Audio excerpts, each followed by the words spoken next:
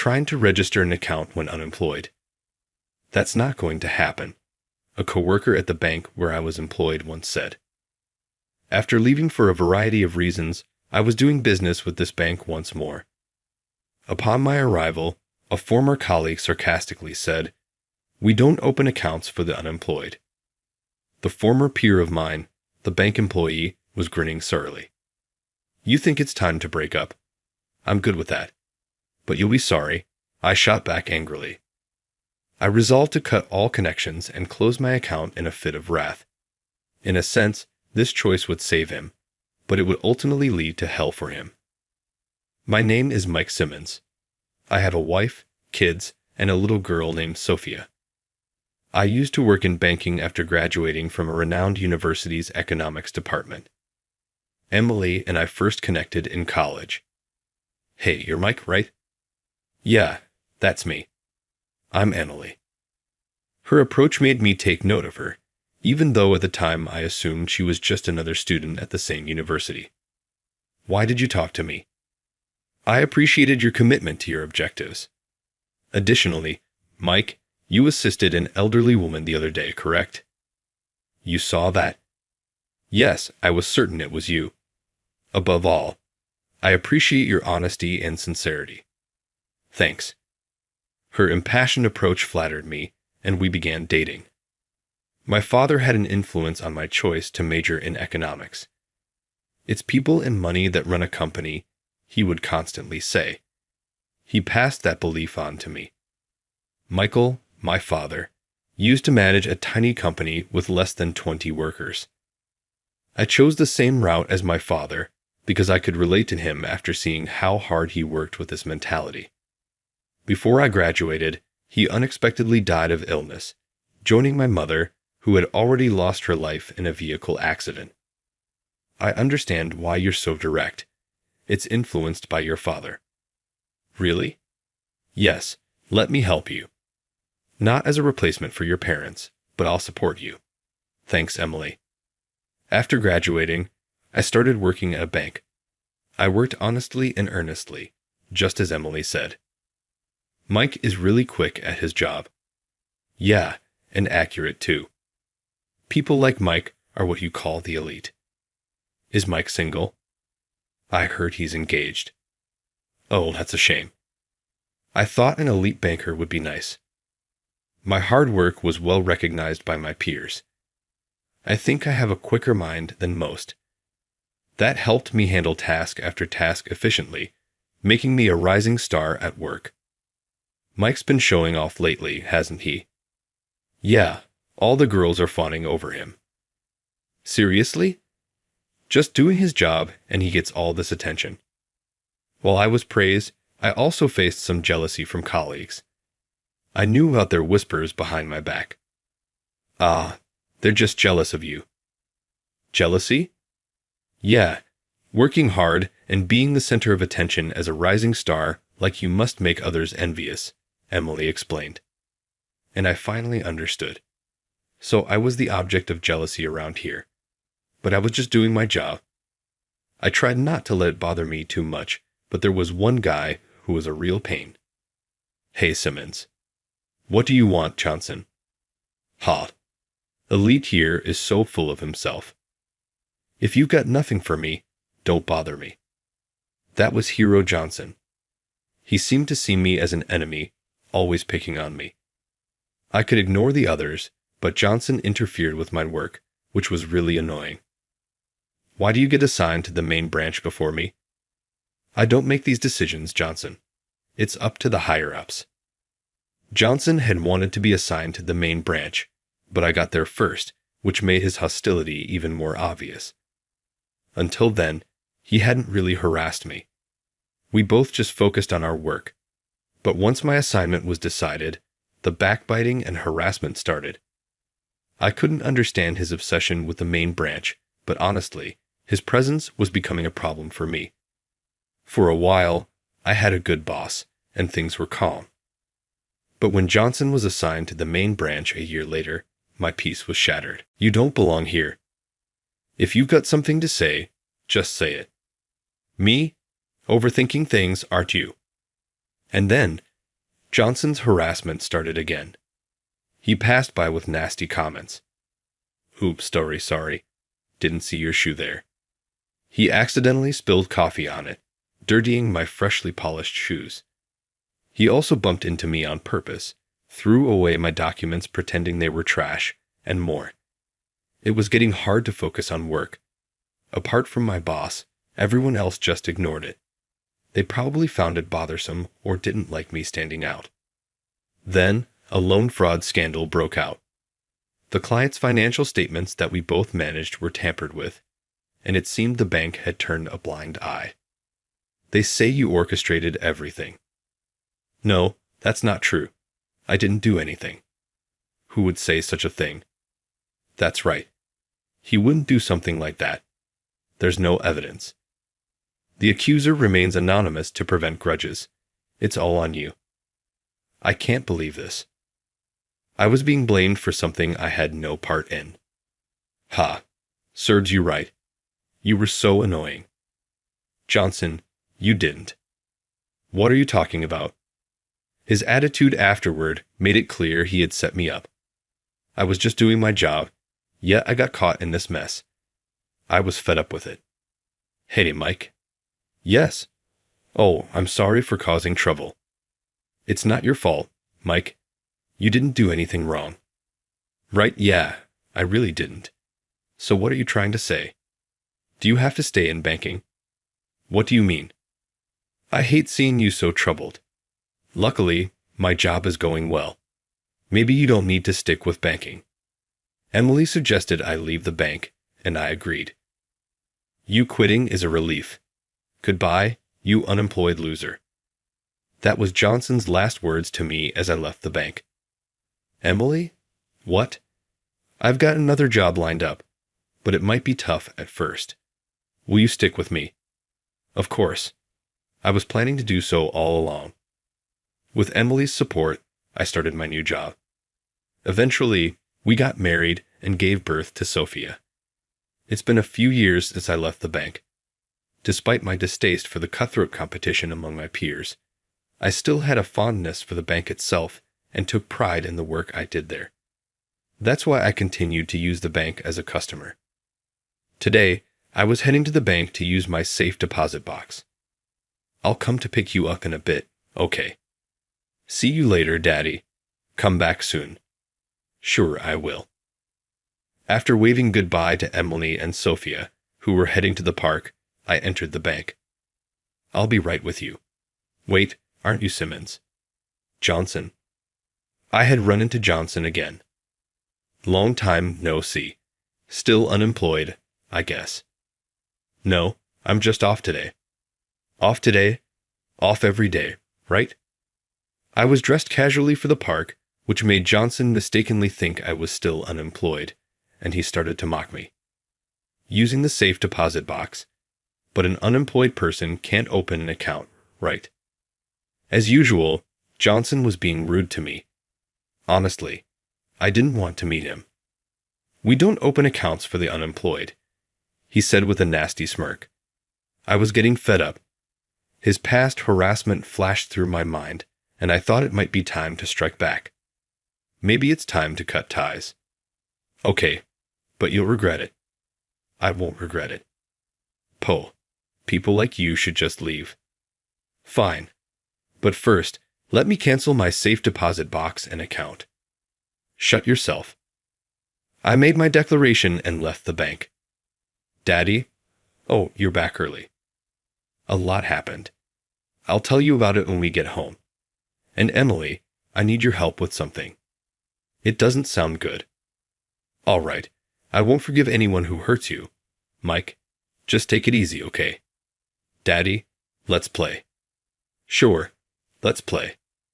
The next day, Emily and I were at home. Sophia was with her grandparents.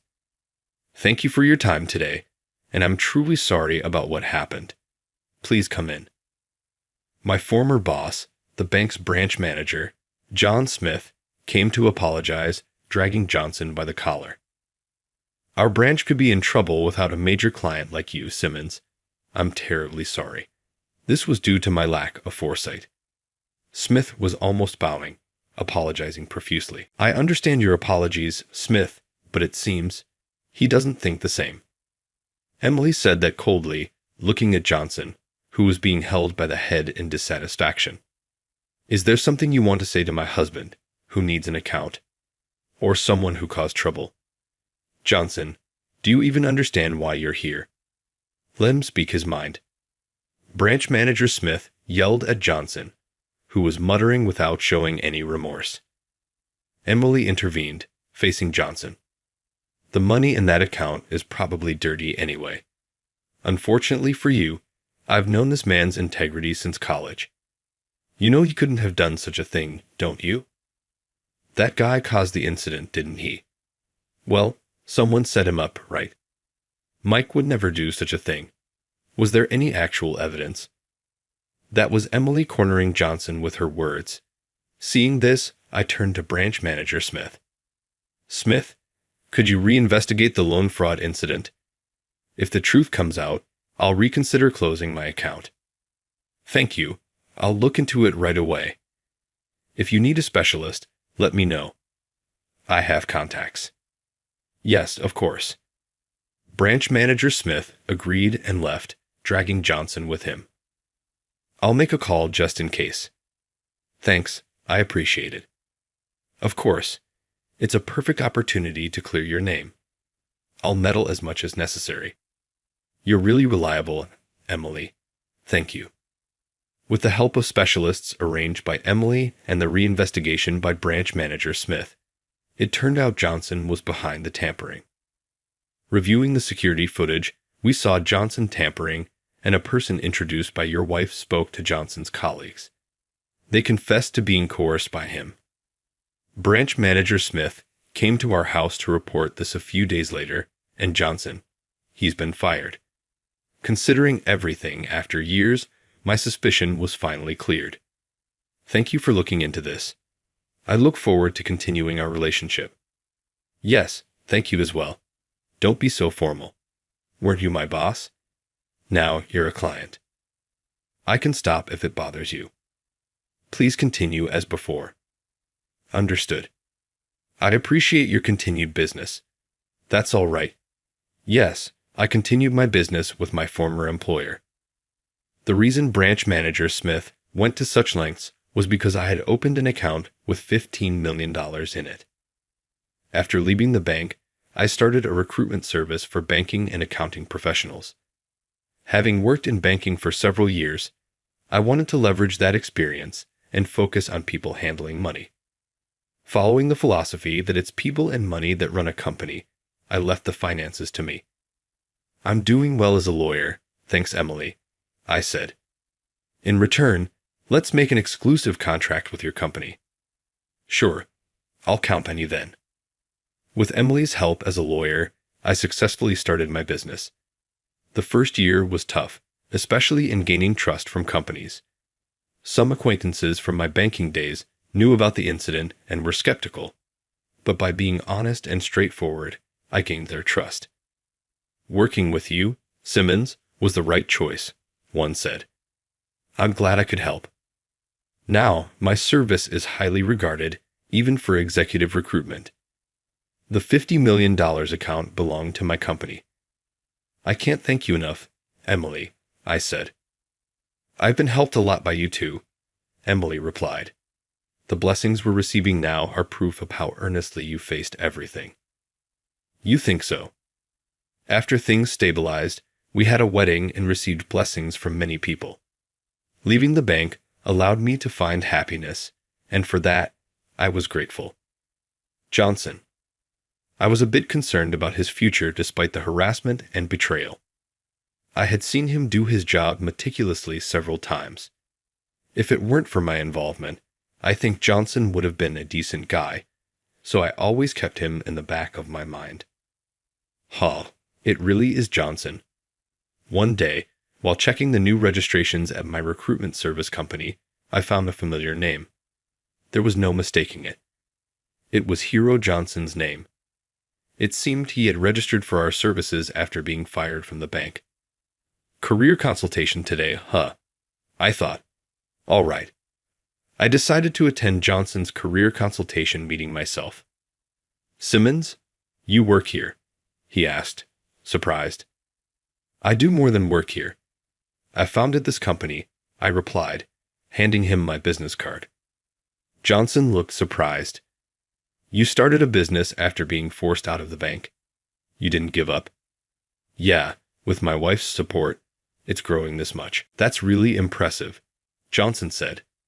Johnson stood up and bowed deeply to me. "I'm truly sorry for everything I did, for the harassment and for framing you. I really am sorry. I wanted to hear an apology. That's enough. Let's talk about work." "Thank you, Simmons." We then had a detailed discussion about his approach to his next job. From the conversation, it was clear that Johnson had changed and was sincere about working hard. "Honestly, being fired is a big negative image. I understand. So it'll be a small company with few applicants. Is that okay?" I asked. "Of course, I'll do any job if I'm hired." "All right, I'll talk to them about your situation." "Thank you." I introduced him to a small company that had trouble attracting applicants, explaining everything, including the loan fraud incident that led to my downfall. "Simmons, do you believe he's changed?" they asked. "Yes, he's sincerely remorseful and committed to working honestly. He was always meticulous and skilled." "I see. Even with his past, we'll accept him if he's sincere." "Now, thank you." Johnson got the job at the small company. With his high skill level, he soon became a relied-upon member of their team. "Hey, Johnson, I've always wanted to ask you something," I said one day. "What is it?" he asked. I invited him for a drink when things settled down. He agreed, and I decided to ask him something that had been bothering me. "Why did you harass me so much?" I asked. "It started around the time I got assigned to the main branch, right?" "Yeah. Honestly, I was jealous. You got assigned to the branch I wanted, the one my parents told me to aim for." "Your parents?" Johnson looked a bit troubled as he explained. "My dad was a banker too. He always raised me to be a banker and to become successful like him." "That sounds tough." "Really, I wasn't allowed to do much besides studying." "Didn't you ever rebel?" I asked. "When I was little, I once skipped studying to play, and I got locked in a closet and lectured. That became a trauma for me, so the idea of defying never crossed my mind." I was shocked. I didn't know much about Johnson, but it seemed he had his own struggles. My mom always said my dad was right. It felt like they were just imposing their values on me. "That must have been hard. Were you unhappy?" I asked. "Kind of.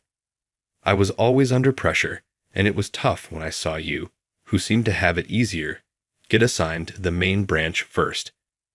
I just couldn't accept it and acted childishly." "I'm really sorry," he said. "Apology accepted," I replied. "Sorry." "Well, my dad found out about someone more talented than me and told me to bring you down." "Quite the father," I said. "Apparently, he was taught to outdo anyone more skilled than him, just like his father did." "But now I've been fired because of the incident," Johnson said. "Yeah, so I was disowned and kicked out because I'm no longer a banker." "Are you okay?" I asked.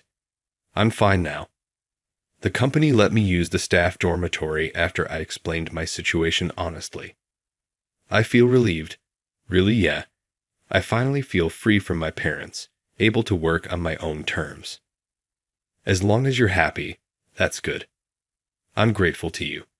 After being fired from the bank and disowned by my parents, I was in despair. Then you reached out to help me. Thank you.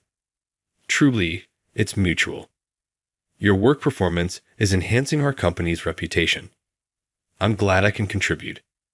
Johnson smiled. It showed genuine happiness, unlike his unpleasant smirks of the past. "Emily, can we get help from the person who assisted us last time?" "Sure. What's up?" I told Emily about Johnson's situation when I got home. "That sounds like an interesting development." I'll contact them right away. Thanks to efforts, Johnson's father was investigated and multiple wrongdoings were uncovered. His father fell from grace and ended up with debts due to the compensation. Simmons, you were behind this, weren't you? What are you talking about? Really? Anyway, they contacted me. Really? They said, you're our son. Help us pay off the debts and support our living expenses. I rejected them, saying, your son no longer exists. Be careful, just in case.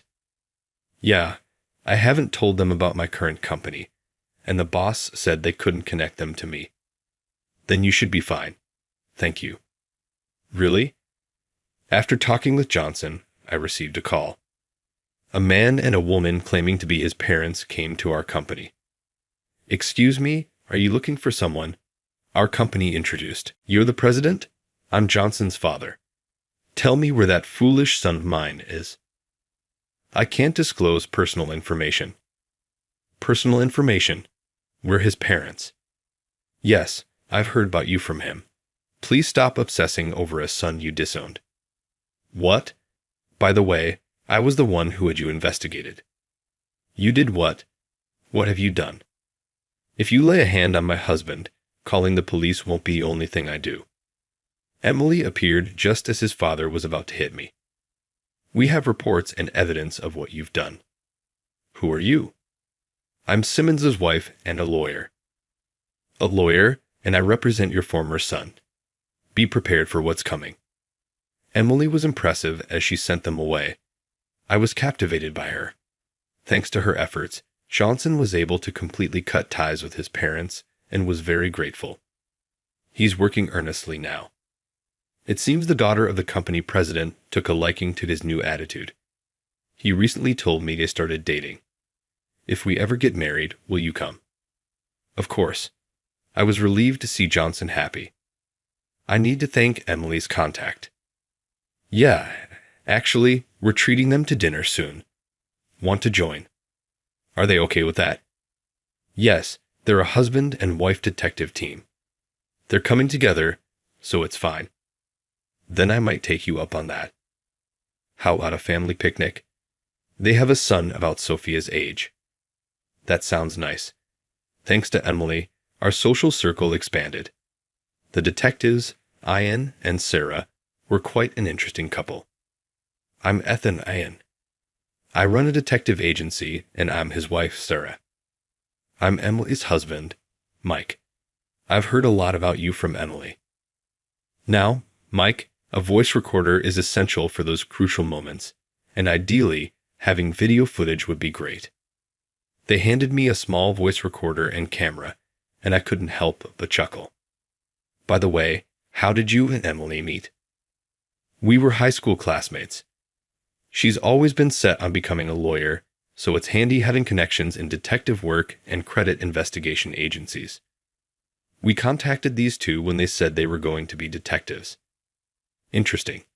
We gather lots of evidence. We promised to be allies to the vulnerable. We couldn't attend your wedding, though, so it's really the first time meeting you. Mike, you didn't invite them. You seem close. We're good friends.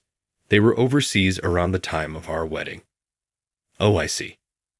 Yeah, they were on a detective training trip, and we couldn't make it to the wedding.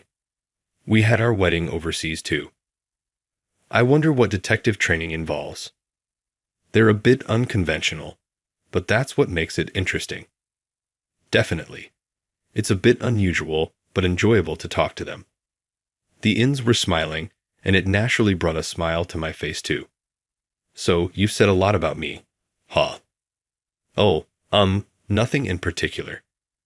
Emily tried to cover up in a fluster, making me think she must have been venting about me.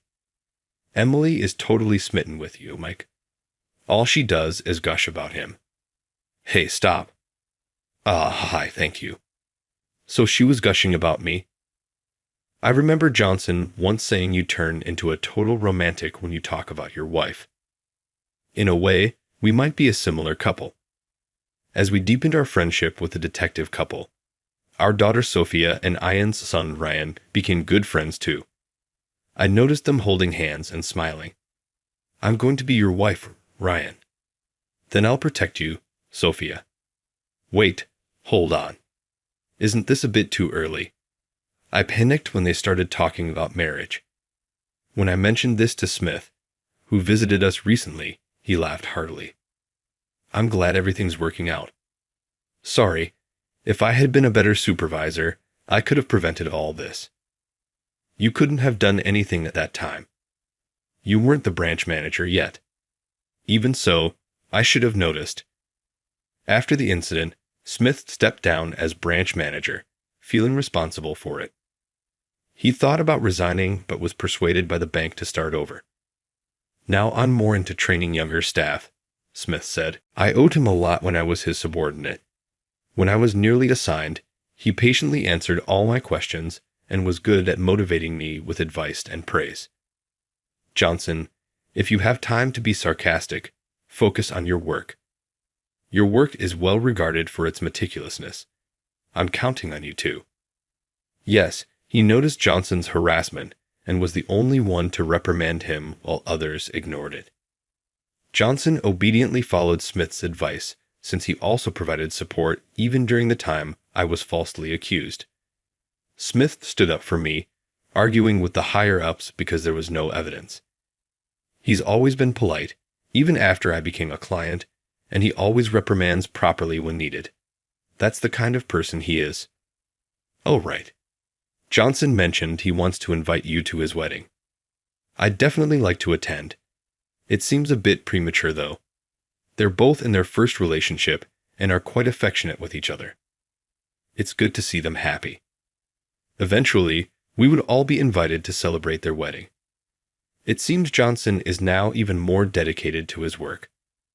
Of course, I'm not falling behind either. I'm constantly striving to help more people find the right job fit.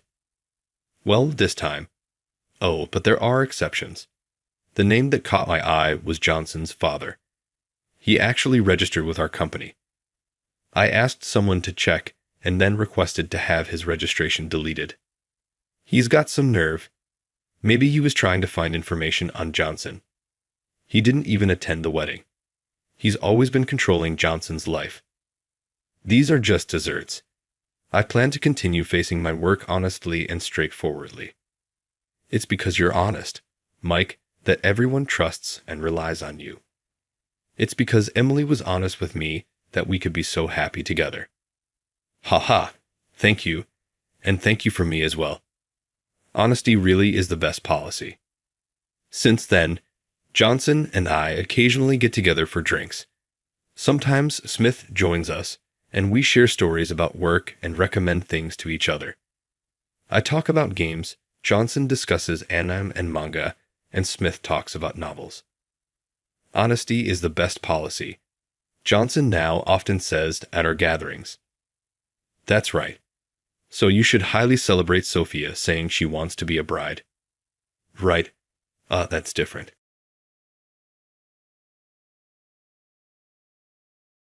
Observe your actions. We lost a significant deal as a result of your error.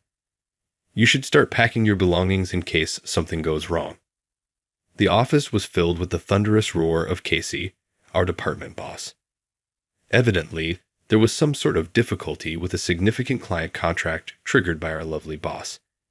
It is impossible to avoid now. This will have to be handled by me, I suppose. Tucker is my name. My age is 30, and I work at XF Foods Trading Company. Despite being here for 3 years, I don't have a title or a specific role. People label me an outsider behind my back. I automatically looked around as I heard a senior call out someone next to me. A less experienced coworker scoffed. He means you, Tucker. Whoa, perhaps he is aware that we referred to him as outsider behind his back. I thought to myself, these guys are always so rude, but I kept it to myself. They first just went by the moniker while I wasn't present. These days, though, they seldom care to conceal it. They make fun of me without any justification. Come on, we're all adults here, even though it's possible that I've given them an excuse to treat me badly. Once more, here we go. I had become so accustomed to this type of behavior that I no longer felt frustrated or angry. I eventually came to the conclusion that it was useless to argue with those who enjoy silly group activities. To get through each day in peace, I just kept my face expressionless and my feelings concealed. However, I had no idea that one woman would begin to transform my boring, unremarkable life. A new female employee joined our department one day. My name is April. I recently become a manager in this department. I'm glad to have met each of you. Is she a manager from the start? It's a significant promotion. Well, I don't care about it. Casey turned to face me as I was thinking that, saying, "Tucker, show her around the company and explain the work to her." I was taken aback, but I managed to say, "My name is Tucker. Good to meet you. Whenever I don't understand something, Tucker, I'll ask you. I'm excited to collaborate with you." I couldn't help but think she was the total opposite of me because she was so vivacious and eager, so gregarious. I was afraid she was going to break my habit of being quiet and indifferent. I've only just started at this company, but I already have serious doubts about the current situation, April stated to me, her face intense, a few days after she joined. The way people treat you, Tucker, is the main problem, in my opinion. They're behaving like kids. Are you not annoyed by the constant harassment? Not really, I replied, looking blank as usual. I just wanted to get through the day without any problems. I performed my work effectively and was unconcerned with ambition or recognition. But April wasn't having it. If you're struggling, talk to me as your manager. Don't keep it to yourself. I want to work with passionate people. I had no intention of getting involved with anyone or letting anyone get close to me. As she spoke with such passion, I just looked at her with cold indifference. But April wasn't backing down. If anything, my attitude only seemed to ignite her determination even more. Then I'll be your shield, Tucker. Why can't she just leave me alone? Of course, my silent cry went unheard, and it wasn't long before my quiet, uneventful life started to unravel. Even though people called me an outsider, my main job was to assist the sales team. I used my experience to help make their work as smooth as possible. Tucker, I want to learn from you. Please let me observe your work. As April said this, she stuck by my side and refused to leave. Sighing inwardly, I let her observe as much as she wanted. You're really capable, aren't you, Tucker? April said with genuine admiration. Is that how she sees me? Some colleagues have said to me, "We're always grateful for your attention to detail and support." April didn't miss what she observed of my work and the few compliments I'd received. However, because April, with her good looks, kept praising me so much, the male colleagues who always harassed me were clearly not happy. Who does he think he is, acting all cocky when he's just an outsider? Such a gloomy guy, getting ahead of himself. Just wait. He'll get what's coming. This is why I didn't want anyone getting involved with me. Don't put the spotlight on someone like me, I thought to myself. April meant well, but to me, it was nothing but a nuisance. And yet, she remained oblivious to how I felt. As April settled into the company, she became a popular figure thanks to her charisma and leadership. Perhaps it was because she had become more familiar with her surroundings that she started to notice things she hadn't seen before. Ignoring my worries and confusion, April continued to engage with me. Meanwhile, male colleagues who did not find this amusing escalated their harassment of me. One day, smirking, a senior colleague kicked over a trash can and said, "Hey, outsider, this place is a mess." When I stepped forward to clean it up, a junior colleague stuck his leg out, and I tripped, falling into the scattered garbage. "Oops, my bad. My legs are just too long, you know," he said, chuckling. "Here we go again." Without a word, I started to get up and go grab a broom. But then April's voice rang out. "What kind of childish behavior is this? Can't you even clean up your own mess?" The colleagues glared at me as if to say, "Why is she defending him?" We all work for the same company, don't we? Aren't some of you able to do your jobs every day because of Tucker's hard work? As employees, we should be united in striving to make this company better. Stunned by April's anger, they muttered their apologies. Don't apologize to me. Apologize to Tucker, April commanded firmly. So they reluctantly turned to me. I apologize. I knew their apology was just for show, but if it meant I could get a brief reprieve from their antics, I would accept it. While a harassment didn't stop completely, it was less blatant. Yet when April wasn't around, they still intentionally bumped into me, knocking papers from my hands or hiding my materials. To maintain some sense of peace, I'd started taking precautions, like saving all important documents on my computer and locking the data in secure folders. Furthermore, even if the computer was opened by someone else, the important data was stored in a locked place.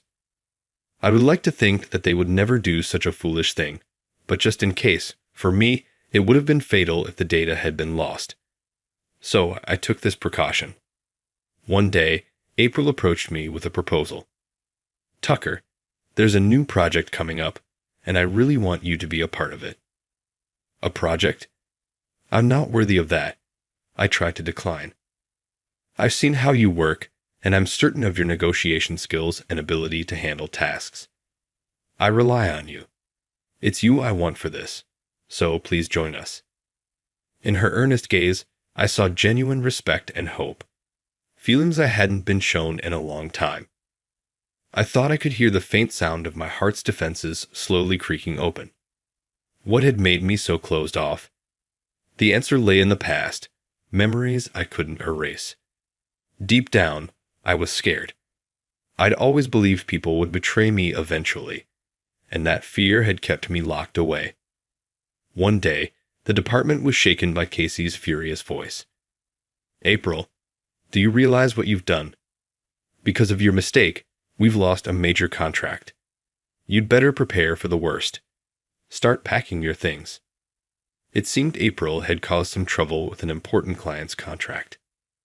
I'm so sorry, April said quietly, bowing her head. Do you think an apology can fix this? You've caused this company a major loss, Casey continued, his anger unrelenting. April's face went pale as she tried to hold back tears, but eventually she broke down crying openly. Don't think crying will get you out of this. I'll let you know what your punishment will be later, Casey snapped before storming out of the office. Even the colleagues who used to fawn over her were now silent, intimidated by Casey's outburst. The atmosphere in the office felt tense, as though something needed to be done. That's when it struck me. Wait, wasn't Nate the representative for this client? Well, if it's come to this, I guess I'll have to step up and handle it. I wanted to help April in any way I could. I couldn't bear the thought of her leaving because of this. Nate, the client representative, was someone I had known from my previous company. When I reached out, he readily agreed to meet, so April and I immediately headed over to the client's office. Good afternoon, I'm Tucker from X Foods Trading Company. Could you please let Nate know I'm here? We've been expecting you. Please wait just a moment. Hey, Tucker. How have you been? I didn't know you were working with X Foods Trading. It's been a while. Nate, these days, I mainly handle support for the sales team. We have a lot to catch up on, so let's grab a coffee sometime. But for today, thank you for taking the time to see us. I sincerely apologize for the trouble we've caused. I know this is a bold request, but I wanted to ask if you would reconsider. Come on, don't be so formal. Look, I understand we have to keep business and personal matters separate, but I want to maintain a good relationship with you. A request from you personally. Well, how can I refuse? It's an important deal, isn't it? Yes, I promised it will be worth your while. All right then, for your sake, I'll agree to redo the contract. Nate, thank you so much. I know you're a trustworthy guy. Tucker, if it weren't you asking, there wouldn't even be a deal to speak of. I'm counting on you. Absolutely. Thank you again. I'll take my leave now. April had been quietly observing the entire exchange, but on the way back to the office, she couldn't hold back any longer. "Tucker, just who are you?" she asked, ignoring the concerned glances of our colleagues who surrounded her. There was a reason I tried so hard to live a quiet, uneventful life. I had once been betrayed by someone I trusted. That idiot showing me such a brilliant idea before submitting it. Well, it's all about who gets there first. I'll submit it as my own. I wonder what'll happen to him. That's what Jesse, someone I thought of as a friend and rival, had said before stealing my idea and passing it off as his own. Jesse, how could you? I had been so angry, I nearly swung a fist at him. But then voices started whispering around us. Did you hear?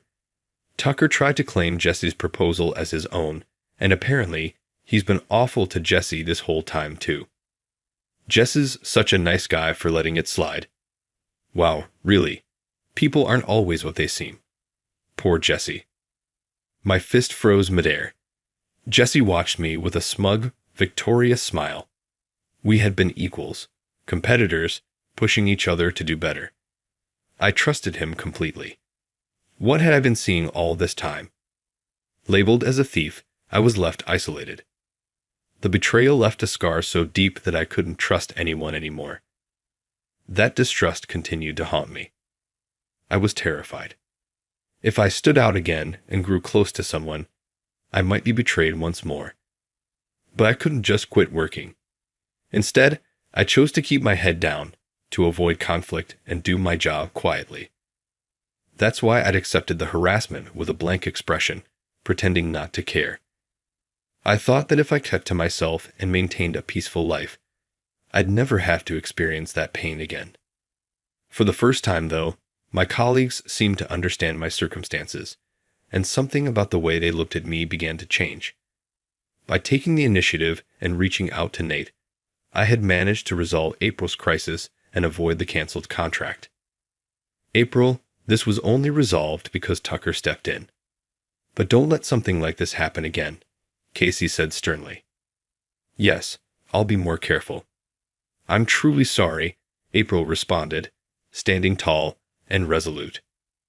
Tucker, this was all thanks to you. I'm so grateful.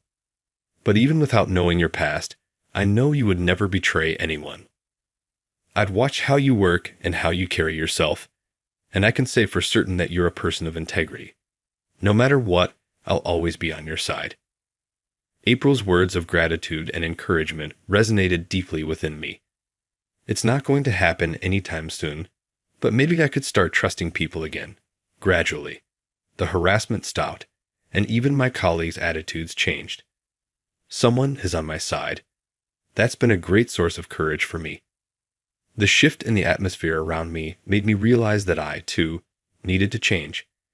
It was time to finally put the past to rest and face life with a new sense of purpose.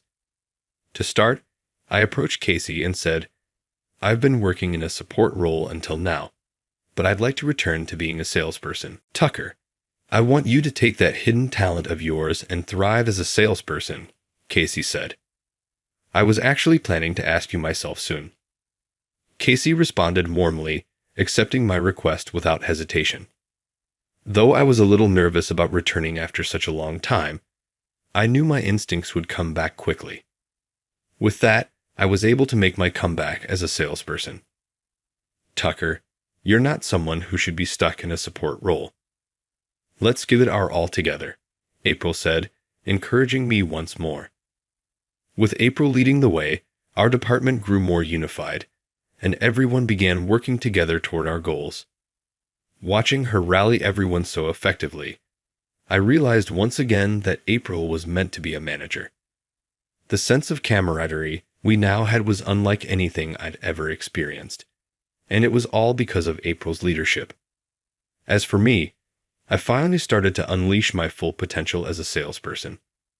Like a fish in water, I found my rhythm and began delivering results. Seeing this, the colleagues who had previously harassed me were astonished. Who would have thought Tucker, the so-called outsider, was this capable? I'm honestly blown away. He's already surpassed my sales record. I guess I better step it up before I'm the one getting called incompetent. Tucker, you've got to teach me your tricks. The recovery marked the beginning of a shift. I was recognized as Tucker, the salesperson from XF Foods. Trading the colleagues who had mistreated me now came to apologize, one after another. It is certainly not acceptable for a good old man to insidiously harass me because he doesn't like or understand me. But I also realized I had played my part by shutting myself off and refusing to engage. I thought staying quiet would protect me. If accepting their apologies meant we could all move forward, then that's what I would do. Call it naive if you want, but I believed people could change. The fact that I now felt this way surprised even me. Let's not have this happen again, okay? I said, extending a hand. One of my former tormentors shook it, then pulled me into a half hug, throwing an arm around my shoulders. Gone were the sneers and condescending looks. Instead, I felt their respect, perhaps even admiration, for me as a salesperson. From then on, we worked together, pushed each other, and achieved success after success. Tucker, look at this. Our company has officially surpassed the performance of your former company, April said excitedly. All of our hard work paid off, I replied, genuinely pleased. My colleagues celebrated the achievement, sharing in the joy. April had fully settled in and was now an indispensable leader. Even Casey, who used to be perpetually stressed, had been smiling more often lately. But as our company grew, a new challenge emerged. Our growth had started to plateau. Because we became comfortable discussing issues openly, we brainstormed solutions together day after day. We were landing contracts steadily, but how do we take the company to the next level? We probably need a bold, innovative approach that sets us apart from the competition. An innovative approach like expanding into new markets. Exactly. First, let's reassess our strengths and weaknesses and build from there. Under April's leadership, the team grew even more cohesive. Everyone could feel the bonds deepening. After weeks of planning, we finally outlined a new project. This time, we'll launch a global campaign to promote our area's famous maple syrup. Beyond just a pancake topping, we'll highlight its versatility in meats, marinades, blazes, and more. It's a first-of-its-kind initiative, but if we succeed, it'll lead to enormous growth for the company. Let's give it everything we've got. This project required international coordination to export our products. It was uncharted territory, and we faced numerous challenges. We had to somehow clear those issues one by one, but it wasn't clear what kind of know-how we needed to handle it. Just as the team started feeling overwhelmed, April dropped a bombshell. Everyone, you're all familiar with K Corporation, right? Well, I'm actually the granddaughter of Mr. Hartman, K Corporation's chairman. The room fell silent in shock. K Corporation was one of the top 3 companies in the country. We lack the experience and know-how to expand globally, so I'm proposing we leverage the connections we have. I'll negotiate directly with my grandfather. No, with Mr. Hartman, alongside Tucker. Leave this to us. With April's bold declaration, the team agreed to pursue a partnership with K Corporation without wasting any time. April and I set off to meet her grandfather, Mr. Hartman. Granddad, I know it might seem like favoritism, but K Corporation's support is crucial for this project, April said. April, do you believe you have a winning chance? The maple farms in our area are mostly family-run businesses that maintain traditional methods while embracing modern technologies. The syrup they produce meets strict quality standards and is widely recognized. Regular festivals and events showcase not just the product, but also its cultural value, benefiting the local community. As the first step in our company's reform, we want to focus on promoting the strengths and unique appeal of our hometown. Interesting. I'll convene a meeting with the executives in 5 days to decide whether we'll partner on this project. April, I want you to present this proposal to everyone. Granddad, let's see what you've got. Take your best team and give the presentation of your lives. It's been a long time since I felt this excited. April's grandfather reportedly ended with a hearty laugh. 5 days later, April and I went from my company to the presentation. The people in the department unanimously decided that there was no one better qualified for the job than the two of us. April, Tucker, we're placing the company's future in your hands. If anyone can pull this off, it's the two of you. Do your best. Bolstered by the support of our team, we stepped through the doors of K Corporation's conference hall. To be honest, Tucker, I was naive. I thought since Granddad's family, he might just approve the project on the spot. Maybe that's exactly why K Corporation is one of the top 3 companies in the country. You're right. Our presentation has to convince them. Let's give it everything we've got. Absolutely. As we stepped onto the stage, the eyes of K Corporation's executives turned toward us. I felt a twinge of nervousness, but I also welcomed it. I took a deep breath. My name is Tucker, representing XF Foods Trading Company, and this is April, our manager. Thank you for giving us this opportunity today. Please review the materials in front of you as we explain the details. We'll have a cue and a session at the end. Taking turns, April and I presented the project, showcasing the materials our team had put together in record time. I heard murmurs of admiration from the executives of K Corporation. In just 5 days, they've created such a thorough proposal. This project is too good to pass up. It's promising from both an investment and an innovation standpoint. Mr. Hartman, we're in favor. One after another, the executives voiced their support. Tucker, April, well done. April, you've grown so much. The chairman applauded. This was followed by applause from the upper management. Thank you all. Let's work together to make this project a success. We shook hands with the executives, and the project partnership was officially sealed. We had a reliable ally with K Corporation. As we wrapped up and prepared to leave, Mr. Hartman approached me. Your presentation was excellent, Tucker. Was it? I'd love to have someone like you at K Corporation. What do you say? Granddad, you're hopeless. You're always trying to recruit talented people. Honestly, April said with a wry smile, thank you for the offer, but I still have unfinished goals at XF Foods Trading. Haha. I thought you'd say that, but mark my words, Tucker, we'll meet again one day. With a sly glance at April, Mr. Hartman smiled knowingly. Later, April confided that it was highly unusual for her grandfather to personally attend another company's presentation. I thought that would be a natural thing to do since it was a business meeting for his lovely granddaughter. But apparently, that is not the case, she said. I would later hear the reason for this from April. The project was a resounding success thanks to our partnership with K Corporation. I was afraid of what would happen at first, but you made it, Casey. Elated by the success of the project, Casey praised April with open arms. No, my granddad is never a person who brings his personal feelings into the project. I think he was just impressed by how wonderful this project was. Oh, I'm sorry. No, first of all, we can't even apply to work with such a big company in the first place. I believe that April's connections, Tucker's storytelling skills, and the efforts of all of you have made this project a success. Exactly.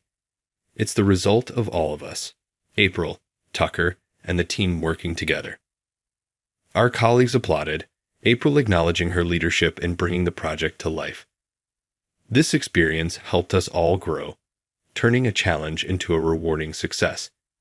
In the months that followed, April and I traveled overseas to oversee the new markets we had opened through negotiations and expansion efforts. We both continued to grow. Somewhere along the way, my feelings toward April began to shift. What had started as trust and admiration slowly turned into something more. The words April once said to me, "I will never betray you. I'll always be on your side," were etched deeply into my heart like a balm over my old wounds. Our bond of trust grew stronger and stronger. I began to see April as someone truly special, and it didn't take long for me to realize that she felt the same. We had been by each other's side, encouraging and supporting one another every step of the way. It was because of April that I could finally truly believe in someone again. One day, I made up my mind to confess my feelings. "April, could I talk to you tonight? I'd like to ask for some of your time." "Sure," she replied, looking at me curiously. Feeling overwhelmed, I quickly added, "Well, see you tonight then," and stepped away. My heart pounded so fast it felt like it might leap out of my chest. I took several deep breaths, trying to steady myself, but my nervousness didn't escape. "My colleagues, you're finally confessing, huh?" One whispered with a grin. Yeah, I guess so." "Don't worry," Tucker said. "If she turns you down, I'll take you out for drinks." I couldn't tell if he was comforting me or just looking for an excuse to drink, but somehow his easygoing attitude calmed me down a bit. For that, I was grateful. That night, as soon as I met April, I blurted out my feelings. "April, I love you. Please be with me." I was going to say the same thing, she replied with a radiant smile. "Really?" I asked, almost unable to believe it. "Yes, of course," she said. Overwhelmed with joy, I held her hands tightly, too tightly. "Ouch, Tucker," she exclaimed. "Ah, sorry," I muttered. And just like that, we began dating. At work, we maintained our professional roles as a manager and subordinate, but in private, I took the lead. Together, we supported each other both personally and professionally, and our bond deepened every day. The bond between me and April grew stronger with each passing day, and I had definitely come to trust her more than anyone else. By the time a year had passed, I knelt before her, holding out a ring. "April, will you marry me?" She was too surprised to speak at first, but then, with tears streaming down her face, she smiled and slid the ring onto her finger. I pulled her into my arms, saying, "We'll be together forever." I felt a small yes in my chest as we shared the news with our families right away. When I visited April's home, I was stunned by the sheer grandeur of her family's estate, but her parents welcomed me warmly. Then, out of the corner of my eye, I spotted a familiar face. Well, we meet again," Tucker said. It was April's grandfather. "Mr. Hartman," I said. "Granddad was more excited about this than I was," April laughed. "Of course, I knew I'd see you again," he said. "My instincts are never wrong." Yes, April's grandfather was more pleased than anyone else. "Is this man Mr. Hartman of that K Corporation?" someone asked. He just loves his grandchildren, and his face was full of kindness. Soon after, surrounded by the blessings of family, friends, and colleagues, April and I were married. Not long after, April shared the news that we were expecting a child. "I'll get to hold my great-grandchild," a grandpa said with a smile on his face. As for me, I felt the immense weight and joy of becoming a father. If any one person in my life had been missing, I would never have met this new life. A family exists because life has passed down and connected through generations. To protect this family, I knew I had to work even harder. I had friends who understood the struggles I once carried alone and supported me through it all. What we overcame together became the foundation of my confidence. I realized that people can change if they want to. It just takes the right opportunity and the support of those around them. The emotionless, indifferent version of myself no longer existed.